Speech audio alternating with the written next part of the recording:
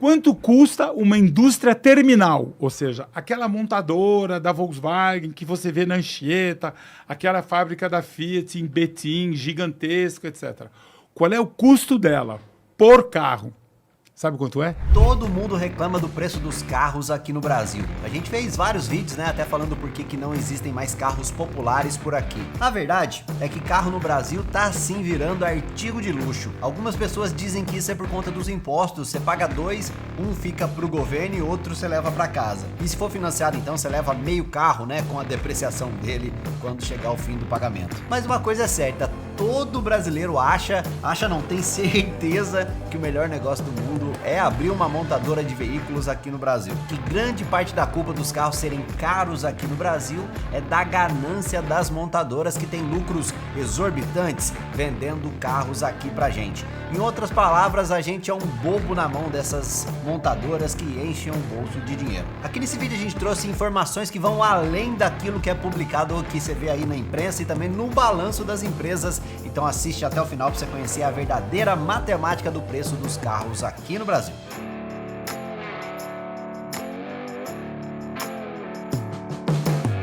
Fala, meu amigo Gerudo, muito obrigado pelo like que tanto ajuda aqui o nosso trabalho. E se você já viu essa minha cara antes, confere aí se você já tá inscrito aqui no canal de verdade, hein? Ó, vamos fazer um desafio, me manda aqui nos comentários se você acha que preço dos carros no Brasil é caro mesmo ou não, né? E por que você acha que isso acontece por aqui? Porque uma das coisas que mais impactam o bolso do brasileiro é justamente a compra de um carro. E não tem como fugir, uma das explicações para o alto preço dos carros aqui no Brasil é a fome por lucro. Só que eu me refiro aqui no começo da ganância por impostos do governo. A alta carga tributária que incide no preço do possante, sabe? É verdade, né? Que os impostos altos elevam demais o preço de um carro. A gente explicou isso direitinho em um vídeo sobre por que os carros são tão caros aqui no Brasil, que eu quero deixar para você assistir no final. Mas agora o ponto é sobre as montadoras serem exploradoras e buscarem margem de lucro absurdas. Será que é isso mesmo? Bom, olhando os indicadores das empresas, sinto lhe decepcionar, meu amigo, mas dá pra ver bem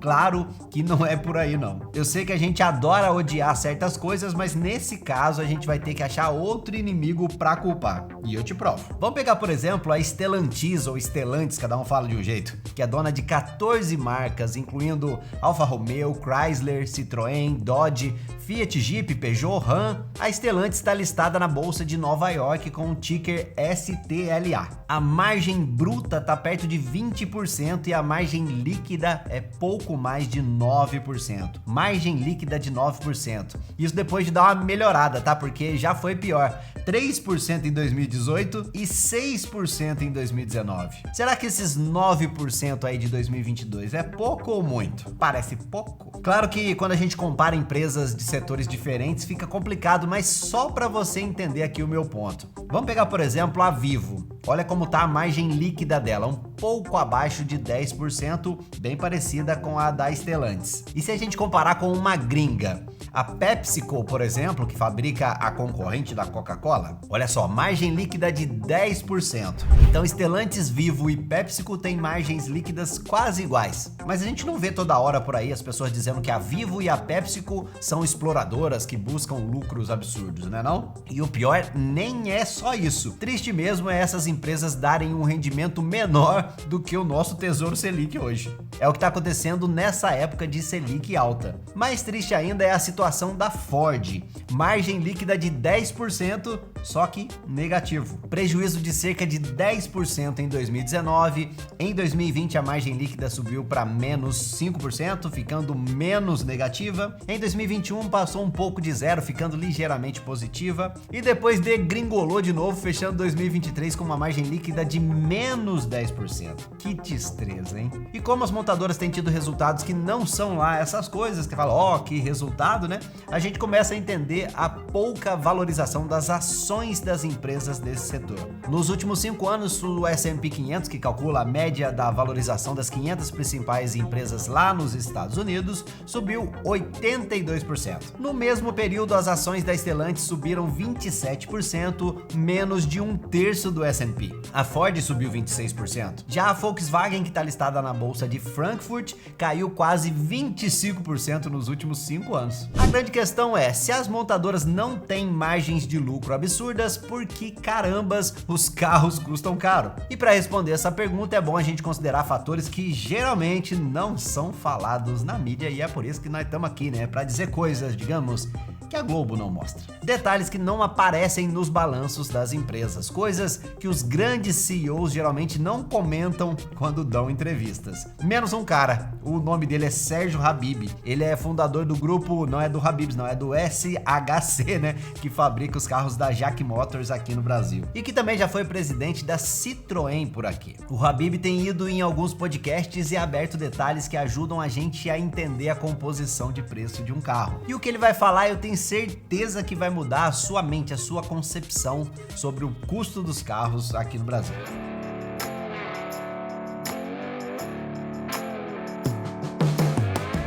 O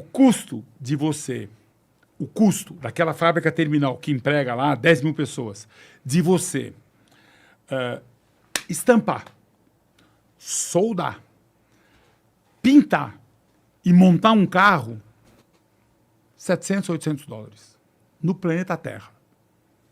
Só. Brincadeira, você tá brincando comigo. Só. Eu tenho certeza que essa foi nova pra você. Você não imaginava que a montagem de um carro custava menos de $1.000. Mas o que você deve estar pensando, tenho certeza, nessa hora é: por que se é tão barato montar um carro, por que a margem de lucro das montadoras é tão baixa, ora bolas? É por causa de um montão de outros custos envolvidos na fabricação que vão além da montagem do próprio carro. Isso sem contar os impostos, né? A gente nem tá falando aqui sobre os malditos impostos que representam de 30% a 48% do preço de um carro fabricado no Brasil. Também não estamos falando da volta dos impostos do carro elétrico importado, que ferra a vida principalmente de milhares de pessoas pobres, né?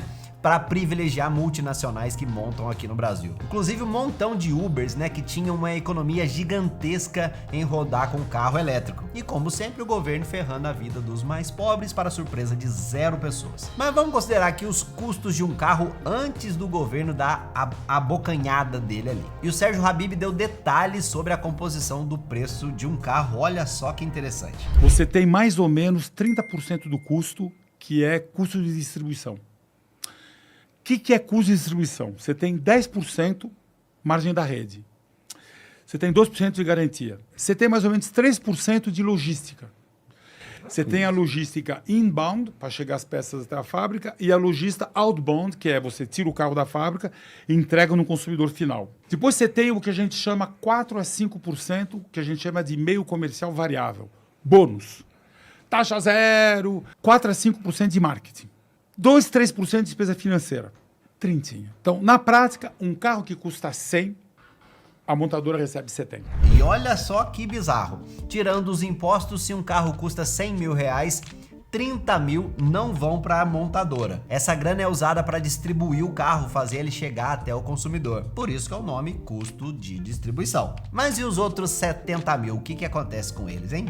Fica vendo aí. Basicamente, toda despesa de funcionamento de uma montadora é paga pela margem de peça de reposição. Você nunca vai achar isso no balanço. 100% das despesas de várias montadoras, tudo, a despesa de funcionamento da montadora é paga com a margem das peças de reposição. Tá acompanhando as contas aí? Em um carro de 100 mil, fora os impostos, 55 mil é o custo de todo o material usado na fabricação. E com isso dos 100 mil só sobram 11 mil de lucro. E de acordo com o Sérgio Habib, às vezes não sobra nem isso. E tem mais nessas contas aí que ele fez, como que a montadora faz para pagar todas as operações da empresa. Pensa aí em cada departamento que uma montadora tem: engenharia, design, financeiro, recursos humanos, jurídico, marketing, enfim, né? Tem custo para manter os prédios onde funcionam os departamentos. Tem o pessoal que trabalha na fábrica, tem os salários dos empregados. E sabe como que essas despesas de funcionamento são pagas? Olha aí o que o Sérgio falou. De 70 você gasta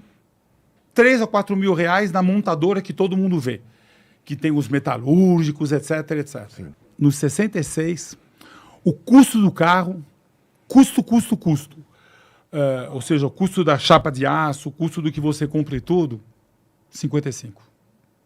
Sobra nada. Sobra 11 mil. Sobra nada. Às vezes nem isso. Sobra Nada. Então pensa num negócio onde você precisa literalmente investir bilhões para tirar um projeto de um veículo inteirinho novo do papel. E se você errar, você tá ferrado, né? Porque o prejuízo é avassalador. E acredite você, é raro, mas acontece muito. E se tudo der certo, o retorno esperado é baixo. Considere também que num prazo de menos de uma década, todos os veículos de uma linha de uma montadora geralmente são renovados. Agora você consegue entender por que as montadoras não ganham tanto dinheiro assim como a gente pensa? Tanto é verdade que o próprio mercado não valoriza as montadoras. Você lembra que eu mostrei o desempenho das principais montadoras comparando com um S&P 500 nos últimos anos? Então, os resultados dessas empresas que não são tão satisfatórios seriam um dos motivos para pouca valorização das ações das montadoras. Os investidores dão uma olhada ali nos indicadores, né, e não ficam nada animados para investir. Para você ter uma ideia do valor que o mercado atribui a essas empresas do setor automotivo, olha aí, vamos comparar o valor de mercado de algumas montadoras e também empresas de outros setores. Ford, 45 bilhões de dólares, Volkswagen 61, Stellantis 64, PayPal 70 milhões, Mercado Livre 89 bilhões e Airbnb 91 bilhões. Olha, eu não tenho interesse, eu não ganho absolutamente nada em defender montadora. Agora, se é um negócio que eu mesmo não colocaria o meu dinheiro, eu não invisto nem na bolsa, muito menos eu queria ser o dono de uma montadora, parece que a resposta sobre o preço dos carros serem tão caros não tá exatamente na ganância das montadoras, né não? Mas tem muito mais caroço nesse angu e é por isso que eu te convido a entender por que não tem mais carro popular aqui no Brasil assistindo esse vídeo que tá aqui do seu lado. E se você é inscrito aqui do nosso canal, eu te vejo no próximo vídeo. Valeu, tudo de bom e tchau, tchau!